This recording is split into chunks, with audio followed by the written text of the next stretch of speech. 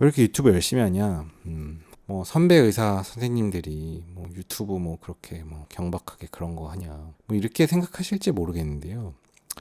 저도 이제 지금 저녁 9시 40분인데 제가 이제 연휴 동안 되게 영상을 많이 올렸는데 어제랑 오늘은 좀 많이 뜸했죠. 지금 좀 어제부터 제가 할 일이 좀 있어가지고 딴 일 좀 하느라고 영상을 많이 못 올렸는데 오늘 약간 그래도 연휴 마지막 날이니까 라이브를 키고 막 구독자분들이랑 이렇게 대화도 하고 뭐 이러면 좋겠는데 제가 이제 예전서부터 지켜왔던 큰 원칙 중에 하나가 뭐 광고 안 받는 거 이제 그거랑 그다음에 이제 라이브 안 하는 거 이런 원칙이 있습니다. 라이브를 하면 문제가 이제 말을 실수가 할 수 있는데 주워 담을 수가 없잖아요. 근데 사람이 누구나 다 말을 하다 보면 실언을 하잖아요. 실언을 할 수 있잖아요. 근데 이제 라이브를 하면 너무 많은 분들이 내가 모르는 나는 앞에 안 보이는 그 많은 분들이 계시고 내가 하는 말을 실언을 했을 때 말을 이제 주워 담을 수가 없으니까 그러니까 이제 라이브가 저는 좀 무섭습니다. 그래서 라이브는 하지 말자 이런 원칙이 좀 있고요.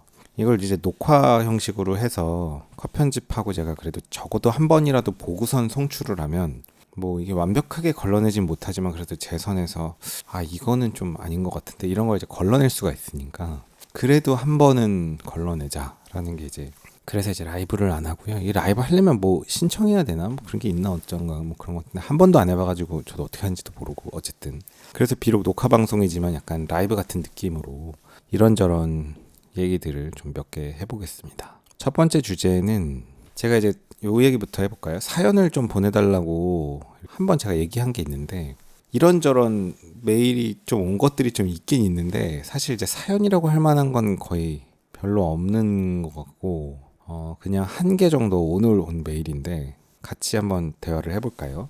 뭐 이렇게 굉장히 개인적인 얘기는 아닌 것 같아서 제가 이렇게 좀 같이 읽어드리면서 얘기를 해도 좋을 것 같아요. 어떤 분이 제가 조금 이제 정리하면서 읽을게요. 그대로 읽진 않고 어떤 분이 이제 얼마 전에 자기 반려묘가 갑자기 죽었다. 그러면서 너무 황망해가지고 굉장히 이제 서글퍼 하시는 상황에 저한테 문의를 해 오셨습니다.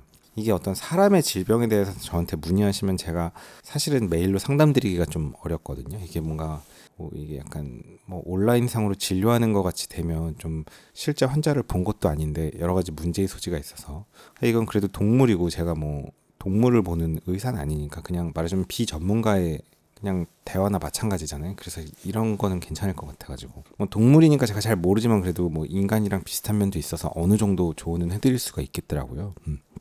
이제 뭐 죽는 순간에 대한 기본복지 정책 변화 필요성에 찬성합니다. 저한테 이제 이런 얘기를 해주셨는데 제가 이전 영상에 이런 얘기를 했는데 저도 어느 순간 이게 되게 중요한 문제다라는 생각이 들더라고요. 제가 예전 영상에 나라가 발전되고 복지가 좋아지고 있는데 우리나라 뭐 복지가 좋네 나쁘네 하지만 뭐 저는 사실 그런 얘기하는 게 아니고 우리가 행복하게 계속 살아도 마지막 죽는 순간에 너무 힘들게 간다면 그게 과연 행복한 삶일까 이런 생각이 들더라고요. 그러니까 80살, 90살까지 행복하게 살았는데 마지막에 죽는 일주일을 막 정말 그냥 고문 받듯이 고통받아 가면 뭐 고문이라고 할 수는 없지만 죽음이라는 게 다 굉장히 고통스러우니까 그 깊은 속을 알 수는 없지만 제가 반대 입장이 안 돼서 이거 할 말이 왜 이렇게 많지? 그냥 10분만 하고 끝내려고 했는데 그러니까 저도 의사직을 하다 보면 많은 분들의 임종 과정을 많이 경험하잖아요. 어떤 분들은 정말 그냥 금방 그냥 확 돌아가시는 분들이 있거든요. 가족들은 황당하죠. 근데 저는 그래도 와 이분은 참 편하게 가셨다 싶은 순간들이 있습니다. 예를 들어서 뭐 정말 뭐 심근경색 때문에 VP 버레스트라고 그냥 부정맥 때문에 쓰러져갖고 돌아가시는 분들이 있는데 이런 분들은 그냥 본인은 그냥 머리 쪽으로 노플로우가 생기면서 의식이 그냥 블랙아웃 되면서 쓰러지는 거니까 사실상 본인이 별 고통이 없었을 것 같거든요.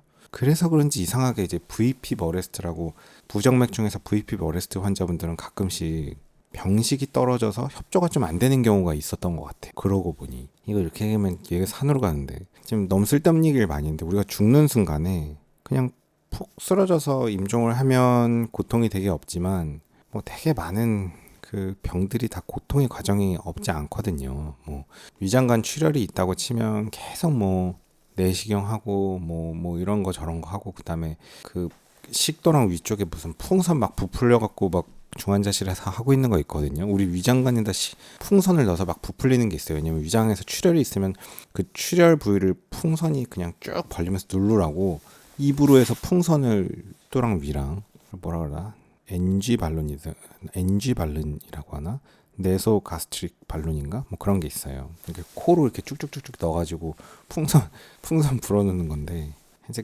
그런 거 하면 얼마나 고통스럽겠어요. 사실 이제 맨정신으로 있기 어려워서 주무시게끔 하고 중환자실에서 하는 건데 뭐 내시경 할 때도 막 피토하는 분들 내시경 하면 할 때 얼마나 힘들겠어요. 입으로 피 나오는데 내시경으로 막 들어가서 쑤시고 있고 그러면은 보통 그런 상황에서 내시경 할 때는 수면 내시경을 안 하거든요. 중환이니까 의식이 떨어졌는지 아닌지 봐야 되니까 보통 이렇게 응급 내시경은 수면으로 안 합니다. 여러분 그렇게 내시경 편하게 하는 게 당연한 건 아니거든요.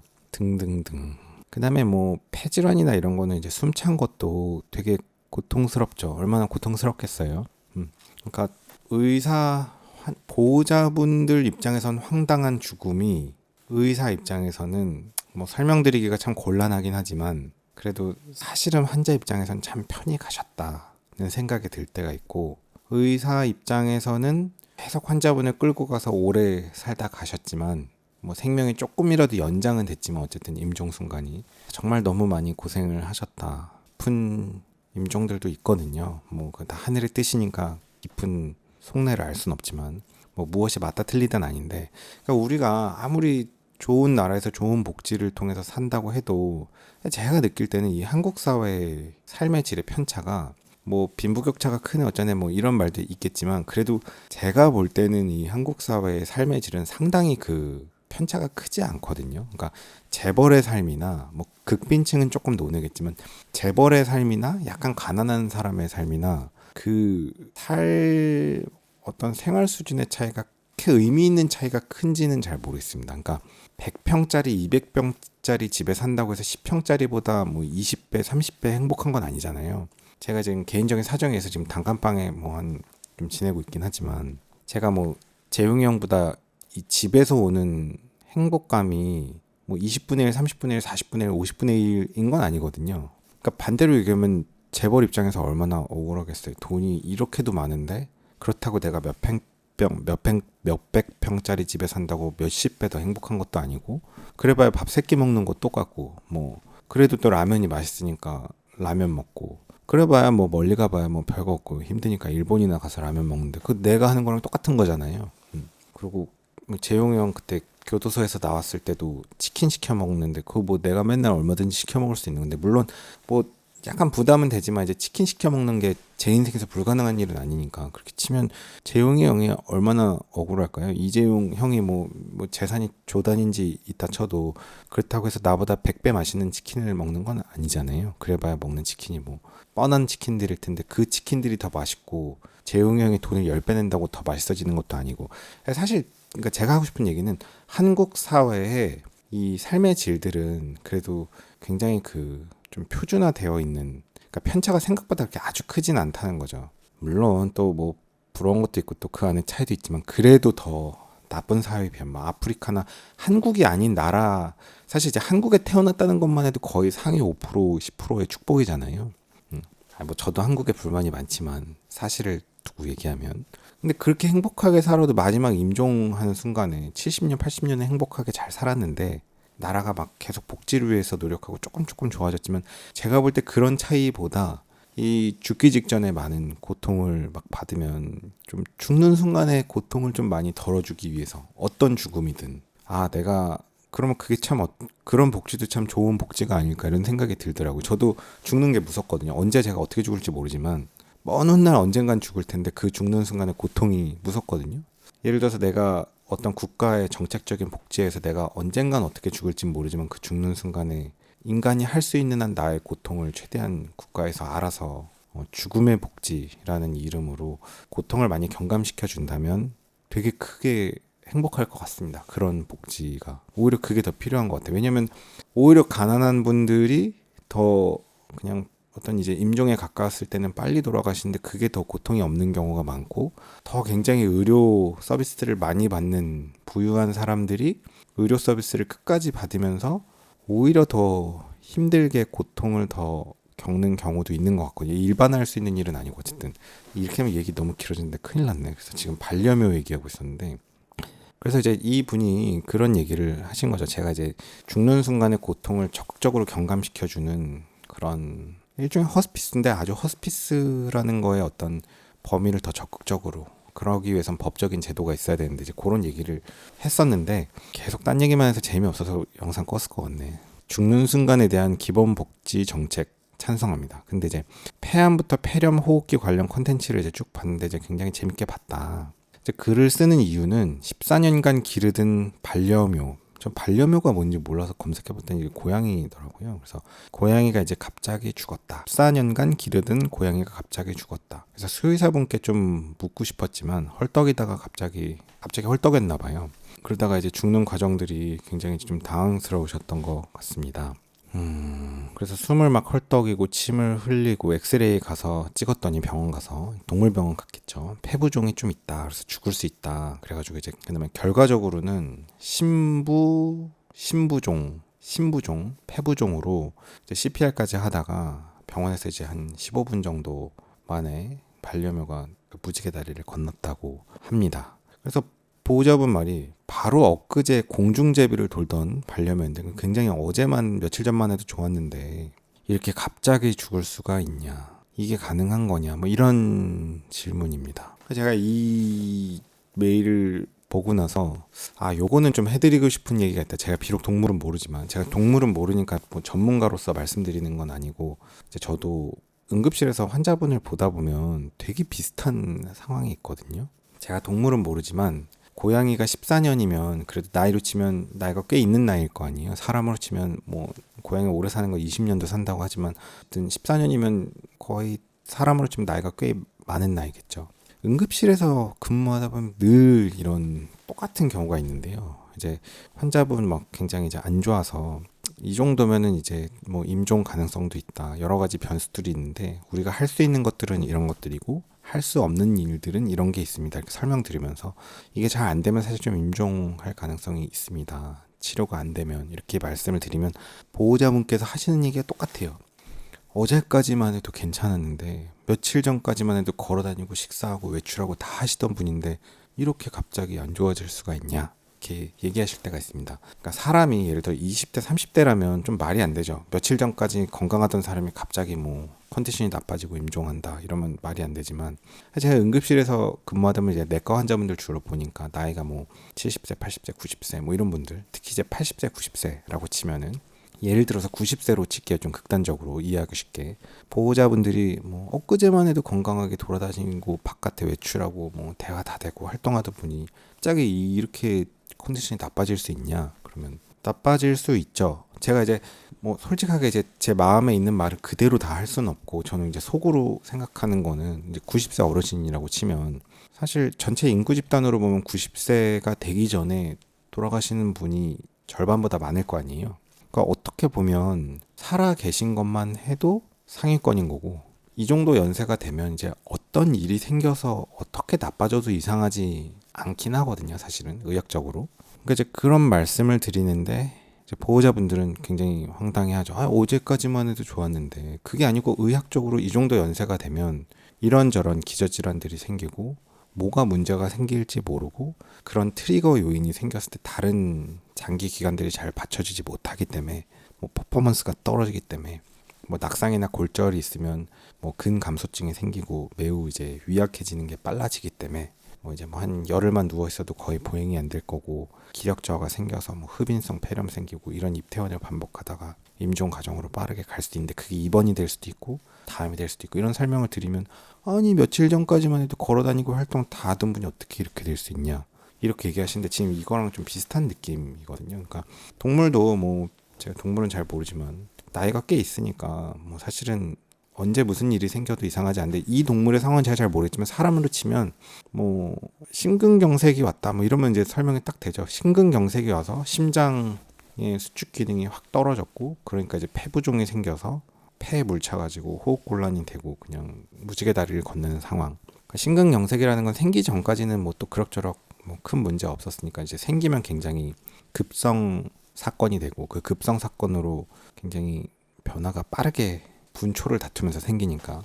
그러니까 이 고양이가 뭐 심근경색이다라는 건 제가 모르지만 알 길이 없지만 뭔가 이렇게 어제까지 멀쩡했는데 갑자기 나빠졌고 폐부종이 생겼다는 건 뭐 사람으로 치면 이제 좀 그런 과정. 근데 나이를 생각하면 충분히 가능하다라는 거죠. 그래서 사람도 다 비슷합니다. 사람도 다 비슷하죠.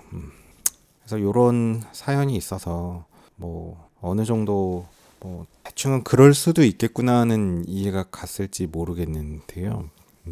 이런 상황일 때 이제 굉장히 본인은 황망해 하시는데 서글퍼 하시는데 저는 그런 말씀을 드리고 싶습니다. 결국은 뭐 이 고양이도 이제 14년 정도 살았으면 그래도 꽤 사는 거고 병원에서 일을 하다 보면 제가 이제 영상에서 여러 번 말씀드리는데 이제 결국은 죽고 사는 거는 결국은 또 이제 하늘이 결정하는 요인이 있거든요. 이게 참 의사라는 사람이 어떻게 그렇게 비과학적인 얘기를 하냐라고 하지만 저는 뭐 종교는 사실상 거의 없는 느낌인데 원래 기독교긴 한데 이제 신앙심이 사실 그렇게 깊진 않아서 근데 이제 심근경색이 와서 응급실에 와도 살 사람은 살고 돌아가신 분들은 돌아가시거든요. 뭐 병원의 프로토콜은 어떤 처치를 하고 무슨 약을 쓰고 무슨 시술은 하지만 이제 뭔가 꼬여서 계속 꼬이고 뭐가 더 나빠지고 이렇게 안 되는 경우가 있고 어떤 분들은 뭐 꼬였는데도 그냥 알아서 좋아지는 분들도 있고 그러니까 사람이 할 수 있는 처치들은 프로토콜이 정해져 있고 뭐 의사가 신은 아니니까 그 할 수 있는 거는 해드리고 나머지는 이제 그냥 스스로 좋아져야 되는 건데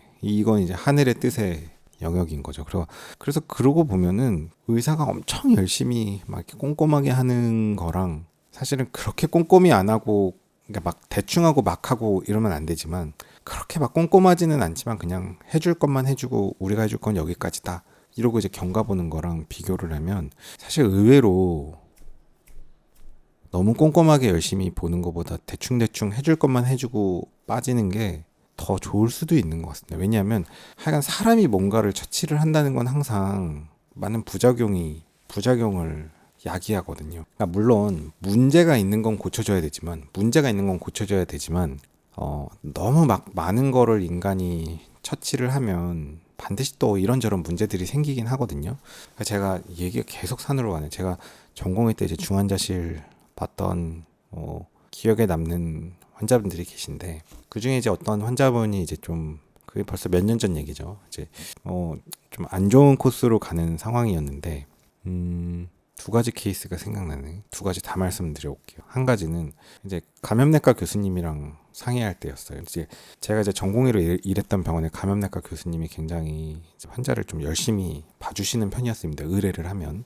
뭐 감염내과니까 항생제만 아는 게 아니고 이제 내과 교수님이니까 결국 이런저런 전신 상황을 다 아는데 그 감염내과 교수님이 저한테 해줬던 얘기 중에 아직도 기억나는 게 제가 이제 주치의할 때 환자분 어떻게든 살려보려고 막 이제 지나가는 교수님들 다 붙잡고 물어볼 때였거든요. 좀 이렇게 도움 될 만한 교수님들은. 그 교수님이 저한테 하셨던 얘기가 너무 뭘 하려고 하지 마라. 그냥 가만히 내비두는 게 더 나을 때도 있다. 그러니까 내비두라는 얘기가 이제 아무것도 하지 말라는 얘기는 아니고 이제 할 건 하는데 너무 뭐를 다 치료해서 다 건드리려고 하지 말라는 거죠. 그러니까 감염이 있으면 그 상황에 맞게 그냥 적절한 항생제 쓰고 기다리면 되는 거지.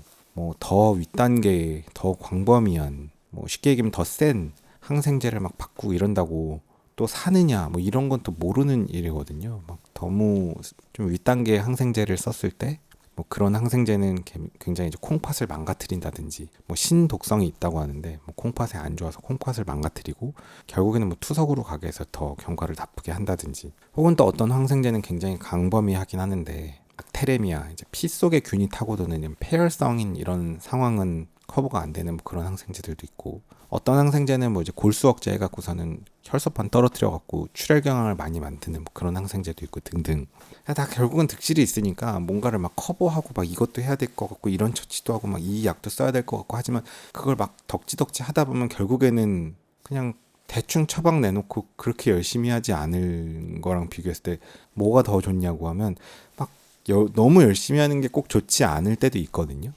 그런 상황들이 있어요. 그러니까 우리가 해줄 건 해주고 그 다음에 이제 기다리는 게 또 답일 때도 있거든요. 이게 답은 없습니다. 어쨌든 이게 지금 내 이 얘기를 왜 하지?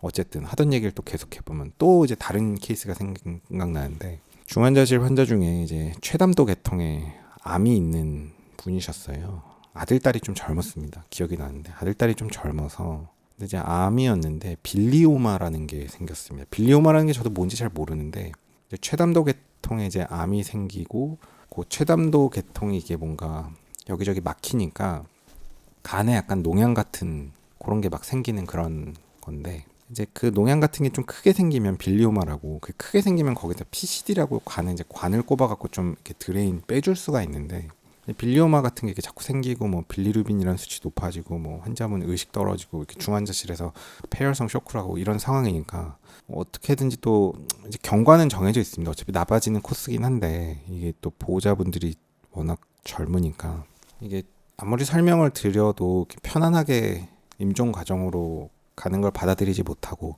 마지막으로 막 이거저거라도 더 조금이라도 해서 더 잡고 싶어 하시더라고요. 근데 그게 또 이해를 못하지 않습니다. 그게 저도 막 죽는 건 편안하게 빨리 보내드리는 게 좋다 뭐 이렇게 설명하는 입장이지만 본인 당사자가 되면 또 다른 문제거든요. 그러니까 뭐 다 이해 가는데 제가 또 최담도 계통 교수님이 지나가는 교수님 중환자실에서 잡아갖고 여쭤봤어요. 이 환자분 조금 뭐 더 해줄 수 있는 거 없냐? 뭐 빌리오마 뭐 이렇게 보이는 거 조그만 거 다 영상학과 의뢰서 그 저거 다 PCD로 꼽아서 좀 빼주면 어떻겠냐? 좀이라도 낫냐? 제가 막 그런 거 여쭤봤더니 그 당시 교수님이 하셨던 얘기가 아직도 생각나네요. 그게 이제 그런 게 생길만 하니까 생기는 건데 생길만 해서 생기는 건데 그 원인이 해결 안 됐는데 그거를 관 꼽아서 빼준다고 뭐 해결이 되진 않는다. 이런 얘기를 해주셨던 게 기억이 나죠. 그래서 결국에는 사람이 다 죽고 사는 그런 과정도 다 이제 가장 강력한 요인은 나이라는 거고, 나이가 어느 정도 되면 어느 정도 나이서부터는 무슨 일이 생겨도 이제 사실은 이상하지 않은 거죠, 의학적으로.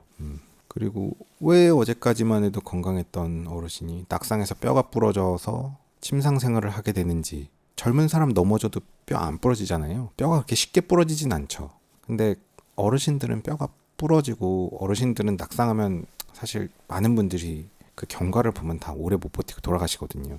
사실 뼈도 부러질만 하니까 부러지는 거예요. 왜? 연세가 많이 들면 골밀도가 떨어지고 부러질만 하니까 뭐 지나가는 바람이 불어도 과장하면 부러지는 겁니다. 그게 부러지면 이제 침상 생활을 하게 되고 뭐 수술하기 어렵고 뭐 수술을 해도 기력 저하가 많이 생겨서 계속 기력이 있어서 누워 있다 보면 또 욕창이 생기고 이러는데 그 욕창 금방 생기거든요. 그럼 보호자분들이 또 뭐 병원에다가 욕창 관리 제대로 안 해줘서 욕창 생겼다, 뭐 소독하고 뭐 이렇게 난리치지만 그게 뭐 그래서 생기는 게 아니고 그것도 다 생길만 하니까 생기는 거거든요. 결국 이제 본인이 스스로 체위 변환을 못하면 생깁니다. 그게 뭐 누가 옆에서 못 해줘서 생기는 게 아니고 그러니까 생길만 하니까 생기는 거다라는 거죠.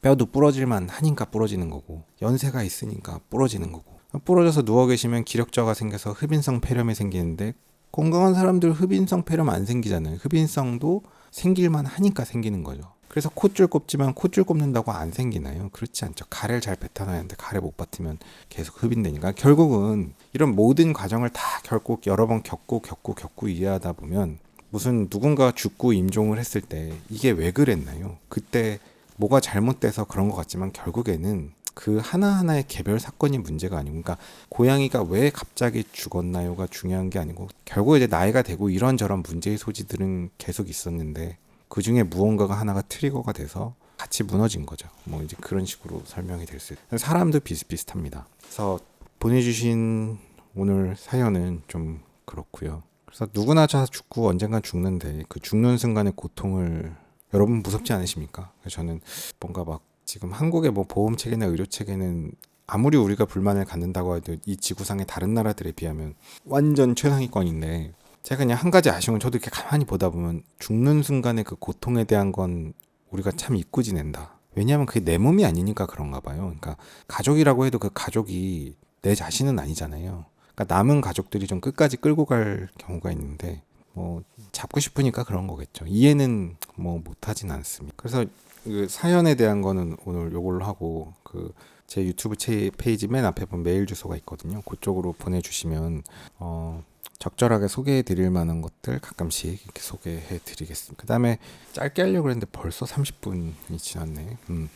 그 다음에 요번 연휴에는 제가 이제 좀 뭐 거의 아무것도 안 했어요. 아무것도 안 한 게 이제 어디 여행을 안 갔습니다. 어디 외출을 거의 안 했어요. 그냥 계속 집에서 빈둥빈둥 대고 낮잠 자고 헬스장 가서 운동하고 빈둥빈둥 대고 유튜브 찍고 뭐 거의 그러면서 지냈고 본가에도 안 갔습니다. 제가 이제 쇼츠에 본가에 간 거를 엄마 생일 올린 게 있는데 그건 이제 꽤 예전이고 2월 초쯤인가 그랬고 요번 연휴 때는 그냥 아무 데도 안 가고 거의 집에 있었고요. 그나마 오늘 한번 외출한 게 이제 점심에 서울숲에 가서 엄마랑 점심 먹은 거 말고는 사실 옛날에는 되게 젊을 때는 지금도 젊지만 뭔가 이렇게 크게 쉬는 기간이 있으면 무조건 어디를 꼭 외국 나가거나 이러려고 막 했던 것 같아요. 어딜 가지 않으면 되게 시간이 아깝고 막 집에서 빈둥빈둥 되면 시간을 버린 것 같고 날린 것 같고 그랬는데 나이를 많이 먹으면서는 그런 경험을 이제 여러 번 해보면서 다 해보고 나니까 이제 환상이 좀 없는 것 같습니다. 그러니까 요런 연휴 때 뭐 일본이고 외국이고 간 사람들도 막 주변에 많은데 뭐 한편으론 부럽긴 한데 뭐 마냥 부럽진 않아요. 왜냐면 그것도 또 되게 상상이 되니까 막 공항 가서 막 뭐 일찍 도착하고 막 연휴니까 사람 엄청 많고 막 줄 서서 막 비행기 타는데 막 비행기도 완전 만석이니까 빈자리도 없을 거고 막 꽉꽉 차는데 내릴 때 저는 또 통로 쪽에 좋아하는데 통로 쪽에 앉으면 또 내릴 때 막 일찍 내리려는 사람 비켜줘야 되잖아요. 저는 또 제일 늦게 내리는 거 좋아하는데 막 도착해서 뭐 도쿄 같은 데 내리면 또 1시간 버스 타고 시내로 들어가야 되고 뭐 트렁크 끌고 가서 뭐 하고 이런 과정들이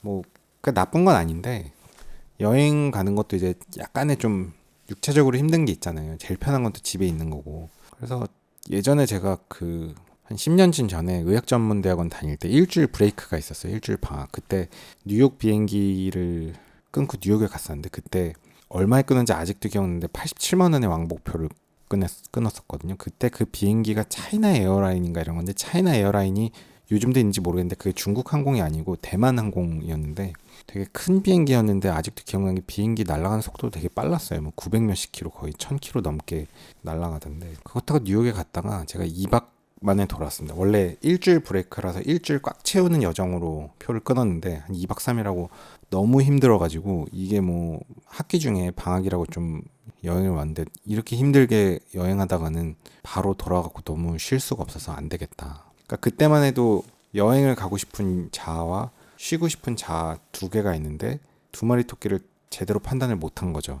그러니까 뉴욕 표를 왕복 끊고 가서 2박 3일 만에 도저히 안 되겠다 싶어서 돈 버리고 편도편을 끊고 한국으로 왔던 거거든요.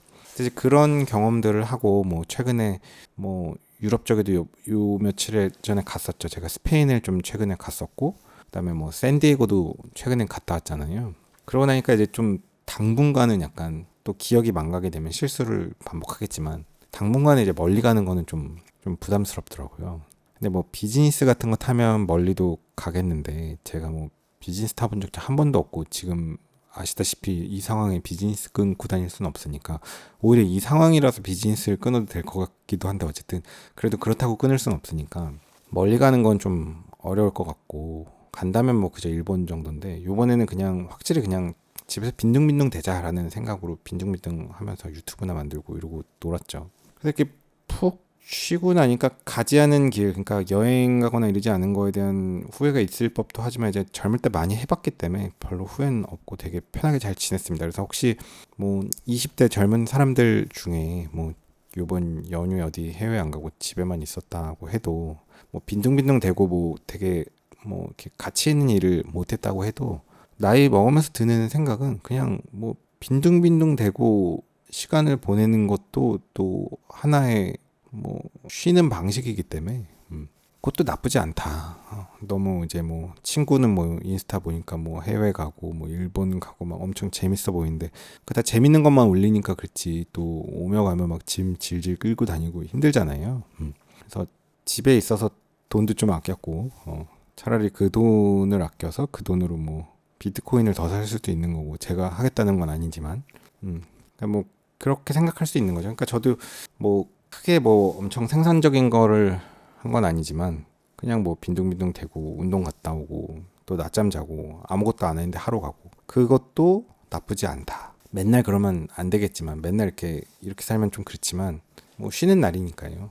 방에서 그냥 그렇게 쉬는 것도 괜찮다. 너무 친구들 부러워하지 말자. 또 나중에 가면 되니까 뭐 너는 다 가봤으니까 그런 거 아니냐. 뭐 그럴 수도 있는데 나중에 또 가면 되잖아요. 여유가 될 때. 그 다음에 세 번째 말씀드리고 싶은 주제는 이번 연휴 기간에 제가 이제 인공호흡기 관련된 영상을 좀 올렸는데 그 영상을 예전서부터 만들려고 했는데 이번 연휴 기간에 이제 어쨌든 만들었어요. 그래서 기획을 해야죠. 이제 뭐 이걸 어떤 식으로 영상을 만들까. 그래서 뭐 파워포인트를 만들었고 파워포인트를 만들 때 제가 갖고 있는 어떤 자료를 갖고 챗GPT를 이용해서 파워포인트를 정리를 하고 파워포인트를 띄우고 이거를 어떻게 캡처해서 거기다 이제 판서도 있는데 판서 처리는 어떻게 할 건지, 영상 구성은 어떻게 할 건지, 뭐 프로그램은 어떻게 녹음을 할 건지 등등의 이런 컨셉들을 이제 좀 고민하고 하나 영상을 찍고 나니까 굉장히 황당하긴 한데, 인공호흡기 강의를 무려 거의 3만 명이 넘는 조회수가 나왔는데 이게 거의 조회수가 3만이 나올 수가 없는 조회수거든요. 이런 컨텐츠는.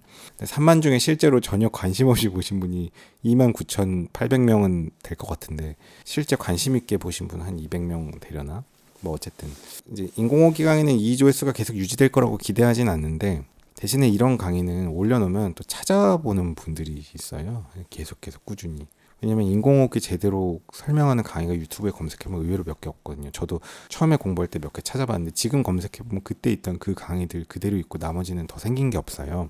그래서 이렇게 검색 키워드로 누군가가 이제 찾아서 도움이 될 만한 그런 거는 처음에 조회수가 안 나오지만 잘 만들어서 올려놓으면 되게 꾸준히 조회수가 오르는 자료가 돼서. 근데 제가 이 얘기를 왜 하냐면, 어쨌든 요번에 시간이 있을 때 이 인공호흡기 강의를 어떻게 올릴지 이런저런 고민을 하고 이제 컨셉을 잡아서 하나의 첫 단추를 껴놓으니까 이제부터 매주 한 개씩 올리는 거는 이제 일도 아니거든요.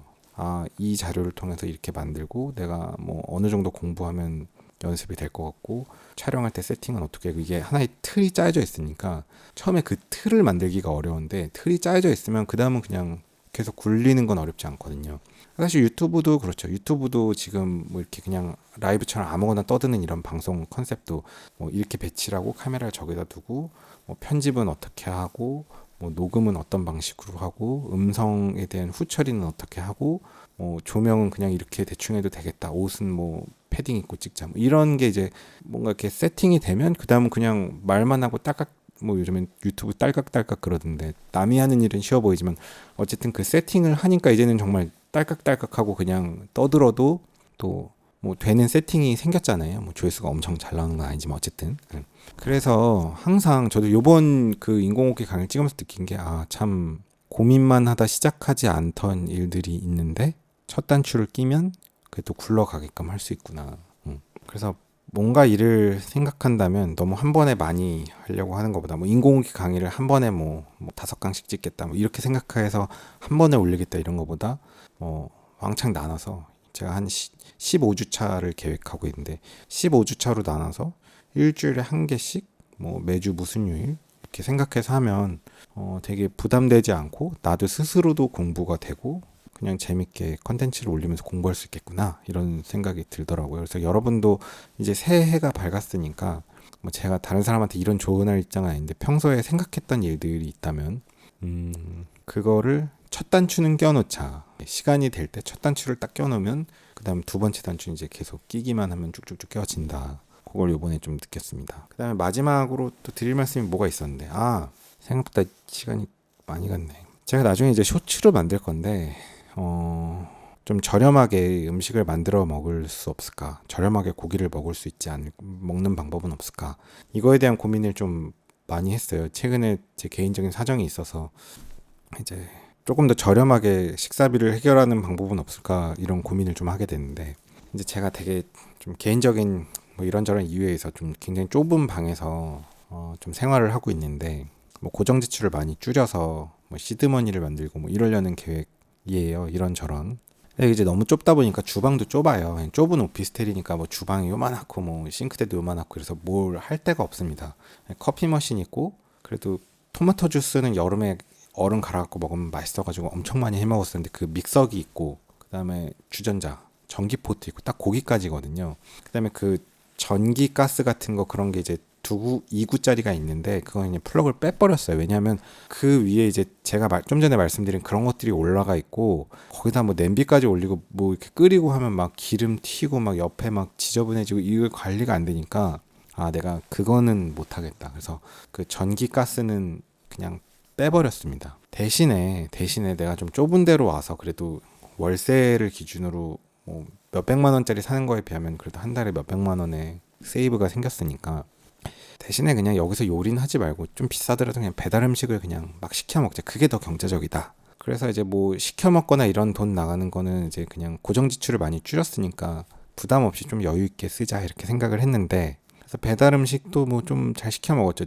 이제 병원에서 퇴근할 때 배달 음식 딱 주문하면 집 앞에 와 있고 딱 들고 들어와서 맛있는 거 이거저거 시켜보고 하면서 했는데, 이제 보통은 제가 이제 나가서 혼자 먹는 걸 잘 하는데, 고기 같은 거는 혼자는 저는 먹는 거 아무 상관없이 고깃집도 혼자 가는데, 문제가 고기는 혼자 가서 1인분을 시킬 수가 없잖아요. 그러니까 적어도 2인분도 좀 눈치 보이고 거의 한 3인분은 시켜줘야 될 것 같은데, 제가 뭐 술도 안 먹지. 술이라도 먹으면 술도 시키고 할 텐데 술을 안 먹지. 그 다음에 예전 같으면 또 3인분 시키고 할 텐데, 지금은 뭐 살찌니까 뭐 3인분 시켜놓고 1인분만 먹고 뭐 이럴 수는 없잖아요. 살찌니까 많이 먹는 것도 문제고.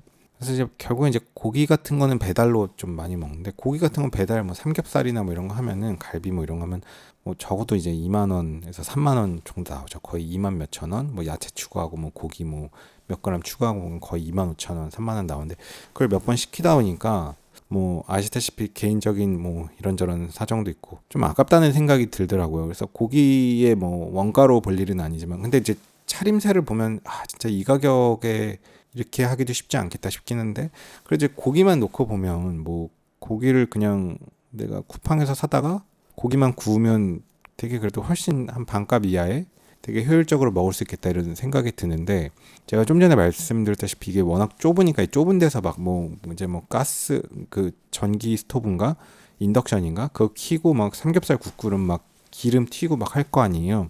그래서 그건 좀 아닌 것 같다. 그거 청소하고 이런 거는 좀 그래도 아니다 싶어가지고 고민하다가, 예전에 어떻게 유튜브 쇼츠에서 우연히 몇 번 보고 지나갔다 온 게 있는데, 밥솥으로 요리를 하는 게 있습니다. 그게 한때 일본에서, 지금도 그런지 봐, 일본에서 되게 유행을 했었나 봐요. 전기 밥솥에다가 그냥 집에 있는 거 아무거나 다 넣고 돌리면 생각보다 먹을 만한 음식들이 막 만들어진다 뭐 이런 거였는데, 국내에서도 그런 컨텐츠들이 있었고, 어떤 분은 이제 밥솥만 그냥 계속 올리는 쇼츠로 올리는 분도 있더라고요. 그래서 그런 걸 이제 주말에 연휴 때 계속 보다 보니까 이거다. 밥솥으로 고기를 굽고 요리를 하면 수육도 하고 뭐 닭도리탕 이런 것도 하던데, 그거를 만들면 이제 밥솥은 이렇게 닫고 하니까 이게 막 엄청 튀지 않잖아요. 그러니까 그냥 밥솥만 지저분해지고, 뭐 밥솥 다 청소하려면 그것도 일이지만 그냥 이제 밥솥 대충대충만 청소해도 되니까 뭐 엄청 깨끗하게 할 필요는 없잖아요. 그냥 밥솥 하나 그냥 버린다 치고, 그럼 밥솥에다가 이제 고기 같은 거를 거기서 하면 뭐 기름도 안 튀고 괜찮겠다 싶은 생각이 들어서, 이제 근처에 있는 마트에 갔더니 뭐 삼겹살 앞다리살 이런 것도 한 1,200원 뭐 그 정도에 판매하는데, 닭고기가 할인께 1kg에 손질닭이 40% 세일해서 한 5, 6천 원 하더라고요.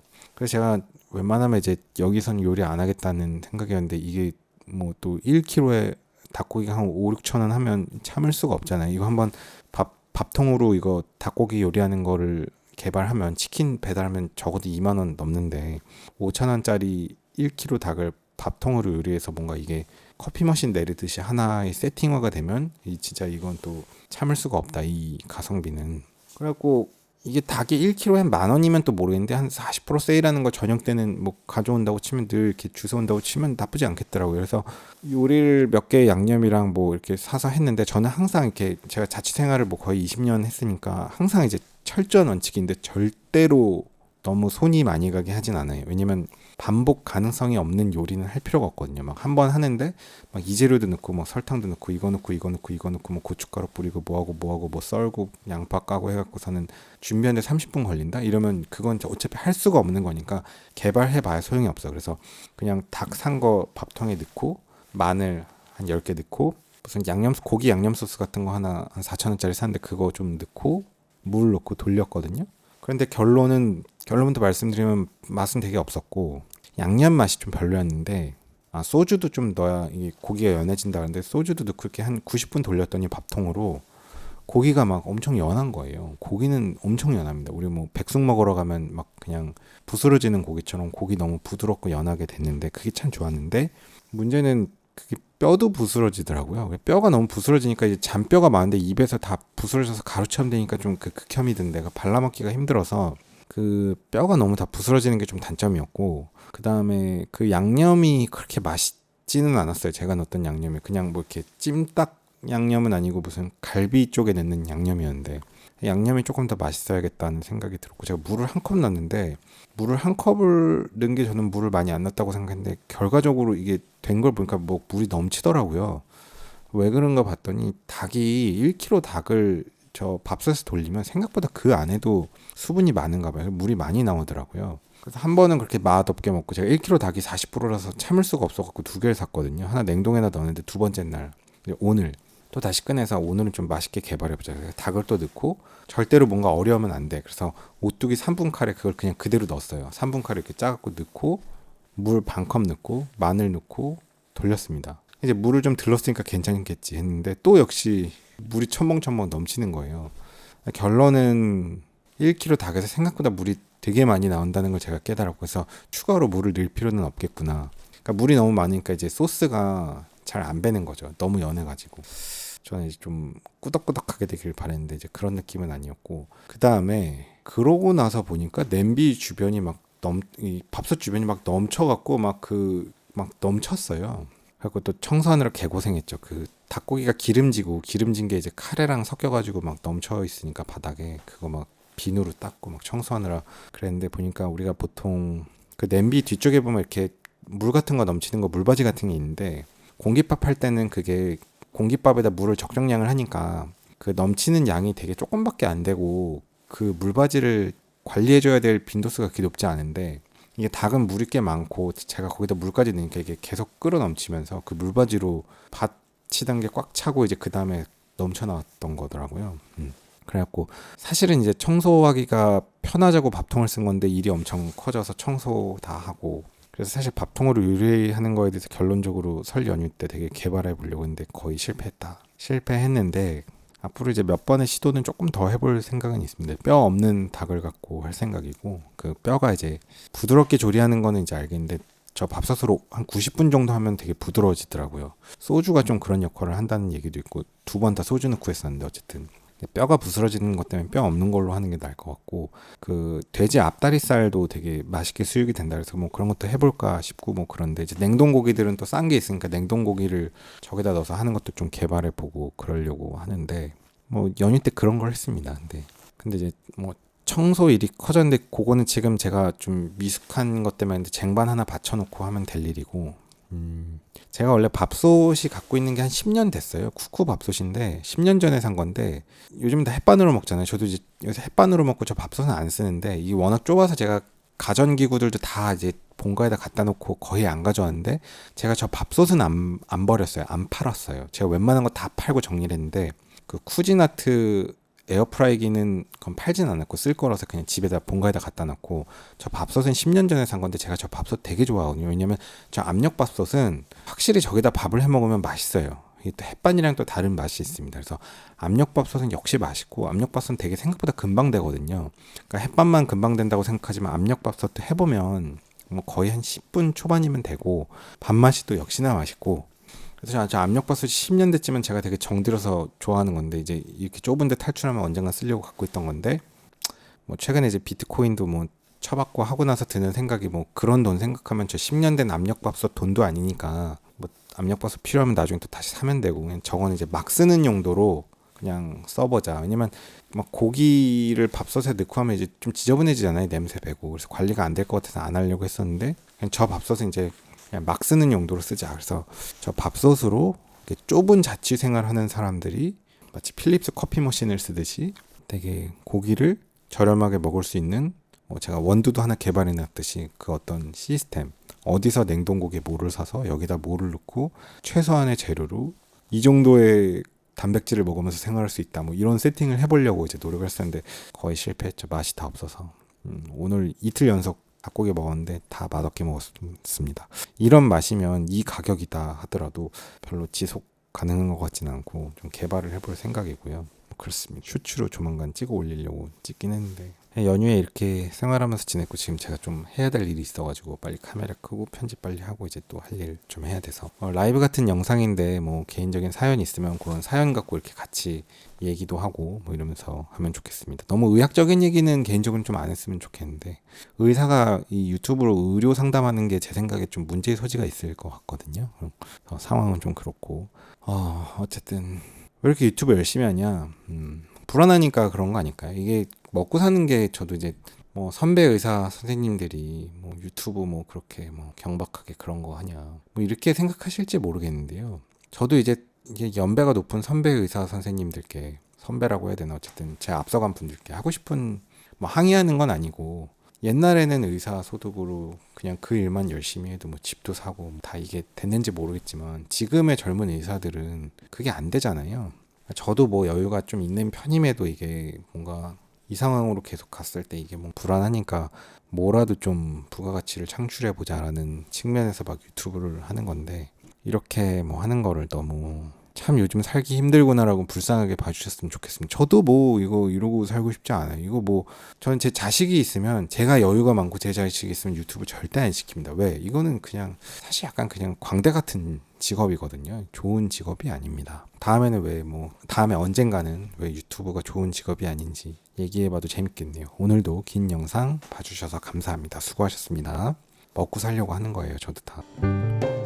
고속도로 1차로는 앞지르기 차로입니다. 계속 주행을 하시려거든 주행차로로 내려오십시오. 앞지르기 차로 계속 주행은 단속 대상입니다.